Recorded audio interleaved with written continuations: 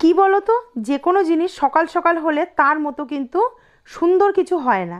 ছোটোবেলায় মা বাবা বলতো সকালে উঠে পড়লে সেই পড়া মনে থাকে, সেটা আজ বুঝতে পারি সঠিক। সকাল সকাল যখন সবজি চলে আসে সংসার জীবনে ঢোকার পরে বুঝতে পারি মাছ সবজি চলে এলে সকাল সকাল হয়ে যায় রান্নাটা, সেটা কিন্তু সারা দিনের জন্য খুব ভালো। যেহেতু এখন প্রত্যেকের বাড়িতেই টাইমের জল, খুব সুন্দর করে কিন্তু জিনিসগুলো রেডি করতে আমাদের সুবিধা হয়, রান্না বলো যাই বলো।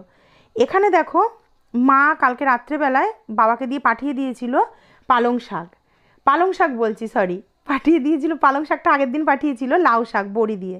এই লাউ শাকটা আমি ভীষণ পছন্দ করি এবং বাবানও পছন্দ করে। আর ডাক্তার আমাকে বলেছে যত সম্ভব 1 কেজি নিচের ওজনের মাছ আর মাংস, মুরগির মাংস খেতে পারবেন, আর মশলা কম দিয়ে। আর যত আপনি খাবেন হচ্ছে ভেজিটেবলস, মানে সমস্ত রকমের সবজি ফল, এগুলো একটু বেশি করে খাবেন, যেহেতু এখন আপনার ট্রিটমেন্ট চলছে সেই কারণে।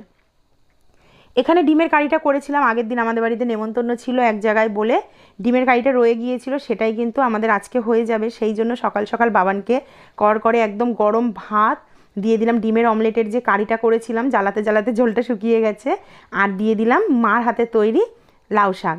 তো জাস্ট অসাধারণ হয় খেতে, মায়ের হাতের রান্না তো ভালোই লাগে। এখন আমিও মা হয়েছি, আমার ছেলে আবার আমার হাতের রান্না ভালো খায়। এদিকে বাবানের খাবারটা রেডি করে 9টার মধ্যে দিয়ে দিলাম, দিতে দিতেই এখানে আমি চা বসিয়ে নিয়েছি। এদিকে তো লিকার চা খাই এখন, আর বানাবো হচ্ছে আজকে তড়কা। পুরো ভিডিওটা একসাথে দিলে তো অনেকটা বড় হয়ে যাবে, সেই জন্য তোমাদেরকে অল্প অল্প করে কেটে কেটে ছোট ছোট ক্লিপের মাধ্যমে ভিডিওগুলো শেয়ার করবো, আশা করছি তোমাদের ভালো লাগবে। সকাল সকাল সমস্ত সবজি রেখেছিলাম, আর যেগুলো যেগুলো লাগবে আর কি সেইগুলো, আর যেটা যেটা তরকার জন্য লাগবে সেটাও এখানে কেটে করে নিয়েছি, মানে কাটার জন্য সমস্ত এনে রেখেছি। বাসন টাসন সব মেজে উবুর করে ফেলেছি, মানে সংসারের যাবতীয় কাজ করতে ভীষণ ভালো লাগে। আর বাবানের খাওয়া হয়ে গেছে, স্নানে যাবে বলে বাবান এখানে দাঁড়িয়ে আছে। আর আমি দেখো ডালটা ভিজিয়েছিলাম, সেই ডালটা দেখো তোমরা কত সুন্দর। এখানে দিয়েছি ছোলার ডাল 2 মুঠ মতো, আর তরকার ডাল দিয়েছি, মানে আমার আর বাবানের যেটুকু লাগবে সেটুকু।